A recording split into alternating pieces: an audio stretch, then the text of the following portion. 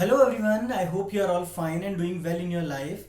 आज मैं आपके सामने एक बार फिर से हाजिर हूँ और आज हम बात करने वाले हैं, जैसे कि आप ऑलरेडी थंबनेल में देख चुके हैं, आज हम बात करने वाले हैं फैमिली मैन के सीजन 2 के बारे में। और साथ ही साथ आपको ये भी बताना चाहूंगा कि आज मैं अकेला आपके सामने हूँ। उसका रीज़न ये है कि हमने एक वीडियो शूट किया था साथ में, बट किसी टेक्निकल डिफिकल्टी या एडिटिंग सॉफ्टवेयर के इशू की वजह से वो वाला वीडियो जो मैंने नेहा जी के साथ बनाया था वो नहीं अपलोड कर पाया हूँ। तो ये दोबारा शूट कर रहा हूँ, रीशूट कर रहा हूँ, और इसी वजह से थोड़ा टाइम भी ज़्यादा लग गया।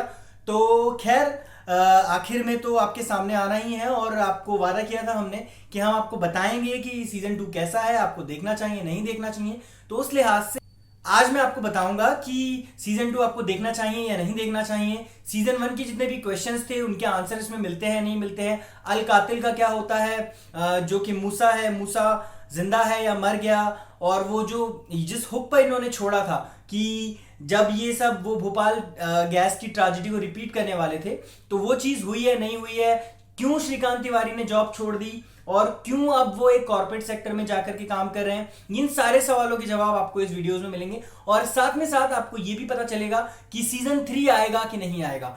तो वीडियो को पूरा जरूर देखिएगा बिना कोई टाइम वेस्ट किए। चलिए वीडियो शुरू करते हैं।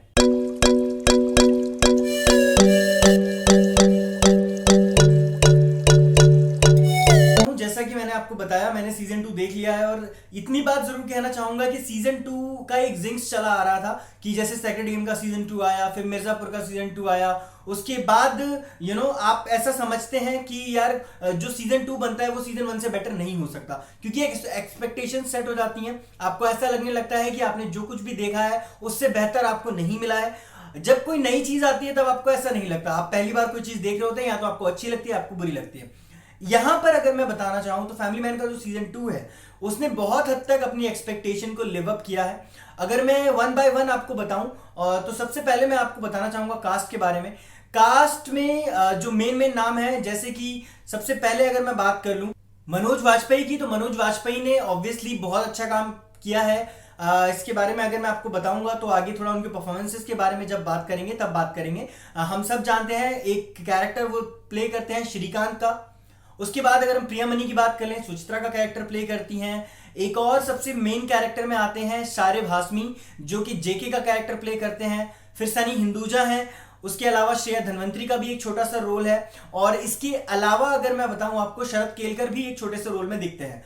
तो ये सारी तो कास्ट हो गई है। इसके अलावा भी बहुत सारे ऐसे तमिल एक्टर्स को साइन किया गया है। समांथा किनेनी जो एक बहुत बड़ा नाम है और इंट्रोड्यूस हुई है इसमें। साथ ही साथ अगर मैं बात कर लूं, बहुत सारे जो छोटे छोटे कास्ट मेंबर्स थे जिन्होंने पुलिस के कैरेक्टर प्ले किए या एक कांस्टेबल का कैरेक्टर प्ले किया, ऐसे बहुत सारे हैं। पर इतना कहना चाहूंगा कि कास्टिंग बहुत अच्छी की गई है। इसके बाद अगर हम बात कर लें प्लॉट की, तो प्लॉट बेसिकली इसमें ऐसा होता है, इसमें थोड़ा सा दिखाया जाता है कि पुराने वाला जो भी इनका सीजन 1 का था उनको ज्यादा लंबा नहीं खींचा गया है। यहाँ पर दिखाया जाता है कि वो अपनी जॉब छोड़ चुके हैं श्रीकांत तिवारी। जो बॉम्ब ब्लास्ट होना था जिसकी वजह से गैस लीक होनी थी वो हो नहीं पाई है, थोड़ा कम डैमेज हुआ है। और उसके बाद में गवर्नमेंट ने उसकी लीपापोती कर दी है कि भाई गवर्नमेंट और टास्क फोर्स ने मिलकर लीपापोती कर दी है कि ये उतना ज्यादा कोई बड़ा हमला नहीं था, टेररिस्ट अटैक नहीं था। उस तरह से इस चीज को संभाल लिया गया है। और उसके आगे जाकर के ये सब देखने के बाद जो श्रीकांत का कैरेक्टर है वो इस चीज से थोड़ा उसको बुरा लगता है कि हमारी वजह से जो बेगुनाह लोग हैं वो मर गए हैं या उनके ऊपर गलत इल्जाम लग गए हैं, जिसकी वजह से वो टास्क छोड़ देते हैं।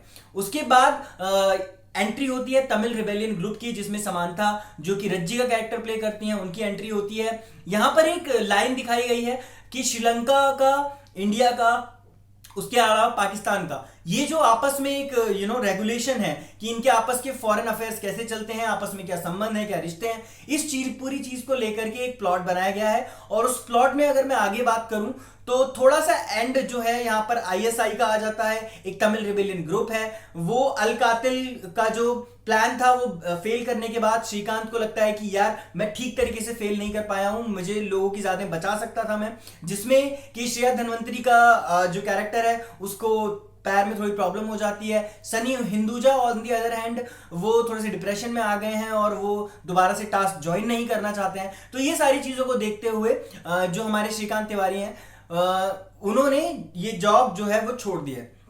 लेकिन इसके बाद अगर हम बात करें तो ये पूरा प्लॉट आ जाता है इसमें। आगे जाके अगर मैं थोड़ा सा और आपको बताना चाहूँ इसमें बिना स्पॉइलर के, तो इतना जरूर है कि एक एंगल है जहां पे प्राइम मिनिस्टर के ऊपर एक अटैक प्लान हो रहा है। आप सब जानते हैं कि जैसे प्रभाकरन ने राजीव गांधी के ऊपर एक अटैक प्लान किया था, सेम चीज को यहाँ पे भास्करन नाम का एक कैरेक्टर ले आया गया है जिसको तमिल रिबेलियन ग्रुप का हेड बनाया गया है, और वो दोबारा से एक असैसिनेशन प्लान करते हैं। ये पूरा प्लॉट है। ये इसमें पूरी तरीके से आप अगर देखेंगे तो समांथा का जो कैरेक्टर है रज्जी का, और जो श्रीकांत तिवारी का कैरेक्टर है, ये एक तरीके से कैट एंड माउस चलता रहता है। एंड में क्या होता है नहीं होता ये जानने के लिए आपको सीरीज देखनी पड़ेगी।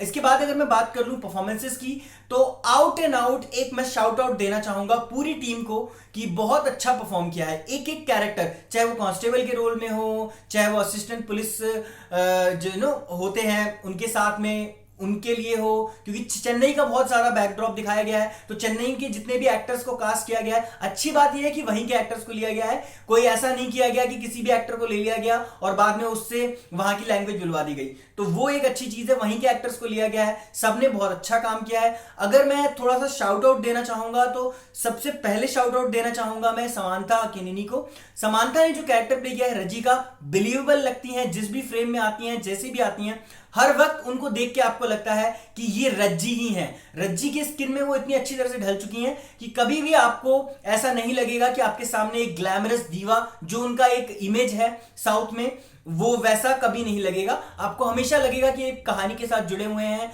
आप उनकी जर्नी जी रहे हैं, और बहुत बिलीवेबल अपने कैरेक्टर को बता दिए हैं, तो उसके लिए एक शाउट आउट देना चाहूंगा। साथ ही साथ अगर मैं बात कर लूं शारिब हाशमी की, वो उनकी और साथ में मनोज वाजपेयी, इन दोनों का जो केमिस्ट्री है वो सीजन 1 जैसा था वैसा ही सीजन 2 में कैरी फॉरवर्ड हुआ है। एक एक चीज एकदम लगता है ट्यूनिंग एकदम सेट है। उन्हें कभी भी किसी भी तरह से सिचुएशन में डाल दीजिए, दो दोस्त जैसे बात करते हैं, आपस में थोड़ी सी गालियां देते हैं, ये सब। जैसे उसमें एक डायलॉग है कि अगली बार अगर तूने बिना मुझसे पूछे तू रेड पे गया तो मैं तेरी डैश पे गोली मार दूंगा। तो इस तरह के कुछ सीन्स हैं जो बिलीवेबल बनाते हैं। ऑन दी अदर हैंड अगर मैं बात कर लूं मनोज वाजपेयी की, तो मनोज वाजपेयी ने सच में उनका ड्यू क्रेडिट फैमिली मैन ने उनको दिया है। अगर हम बात करें, उन्होंने भीखू मात्रे का एक कैरेक्टर प्ले किया था जिसको उन्होंने लेजेंडरी कैरेक्टर था, बहुत ऊपर तक ले गए थे, आज तक लोग उसे याद करते हैं। वहीं अगर मैं बात करूं श्रीकांत तिवारी का जो कैरेक्टर है, ये भी एक लेजेंडरी कैरेक्टर अब तक बन चुका है, हाउस होल्ड का नेम बन चुका है। फैमिली मैन का जो कॉन्सेप्ट था वो इसी तरह से बनाया गया था कि एक बंदा है जो कि एक स्पाई है, लेकिन वो अपनी फैमिली को भी मैनेज करता है। तो ये सारी चीजें बहुत अच्छी तरीके से दिखाई गई हैं। इसके अलावा थोड़ा बहुत अगर मैं बात कर लूं तो जो सुची के साथ इनका रिलेशनशिप है, यहाँ पर जो रोल प्ले करती हैं उनमें बहुत ज्यादा ऐसा लगता है कि हस्बैंड वाइफ के बीच में जो प्रॉब्लम्स हैं, प्रिया मनी जो रोल प्ले करती हैं, हस्बैंड वाइफ के बीच में जो प्रॉब्लम्स हैं वो बहुत अच्छी तरह दिखाई गई हैं। वो साइकोलॉजिस्ट को कंसल्ट करते हैं अपने लाइफ में अपनी शादी के बारे में बात करने के लिए, और ये सारी चीजें, ये एंगल भी बहुत अच्छे से रखा गया है। इसके अलावा जो एक चीज इंट्रोड्यूस की गई है वो की गई है कि इनकी जो बेटी है दिति, उसका एक थोड़ा सा लव एंगल दिखाया गया है। उसमें क्या एक टीनेज लव स्टोरी होती है, निब्बा निब्बी टाइप, तो वो पूरा दिखाया गया है। आपको बिलीवेबल लगेगा, ऐसा नहीं लगेगा कि हम कुछ गलत हो रहा है, कैसा हो रहा है, तो काफी ज्यादा इंटरेस्टिंग है वो भी। तो ओवरऑल अगर मैं बात करूं तो सबसे लास्ट में मैं एक बात कहना चाहूंगा, वो मैं कहना चाहूंगा राज एंड डीके के लिए। उन्होंने बहुत ही ज्यादा आउटशाइन किया है अपनी राइटिंग से बाकी सारी चीजों को। उन्होंने ये बात जानते हुए भी कि एंड उतना ज्यादा इंटरेस्टिंग, लास्ट एपिसोड उतना ज्यादा इंटरेस्टिंग नहीं है, ज्यादा ऐसा सस्पेंस इतना नहीं होता, और बस एंड कर देते हैं। अच्छी चीज लगी मुझे कि इन्होंने ऐसा नहीं किया कि ये कहानी में हुक छोड़ दिया, पूरी कहानी खत्म की है। सीजन 1 को कंप्लीट किया है, सीजन 2 को भी खत्म किया है, सीजन 3 का भी टीज दिया है, और उसके लिए वो टीज क्या है, कैसा है, इसके लिए तो आपको सीरीज देखनी पड़ेगी।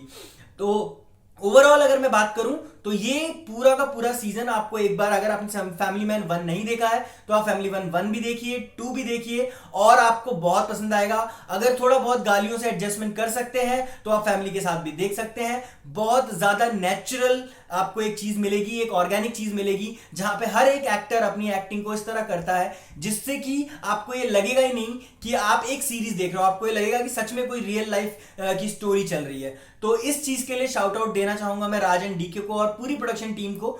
तो आज की वीडियो में बस इतना ही, मिलते हैं आपसे अगले वीडियो में। बहुत सारी वेब सीरीज आई हैं, महारानी है, लूसीफर है, ब्रोकन बट ब्यूटीफुल है, तो मैं उम्मीद करता हूं कि नेक्स्ट टाइम जब मैं वीडियो शूट करूंगा तो नेहा जी हमारे साथ होंगी, और इन सारी वेब सीरीज के ऊपर एक थोड़ा सा लंबा वीडियो बनाएंगे और तीनों वेब सीरीज को डिस्कस करेंगे कि वो कैसी हैं, आपको देखनी चाहिए, नहीं देखनी चाहिए।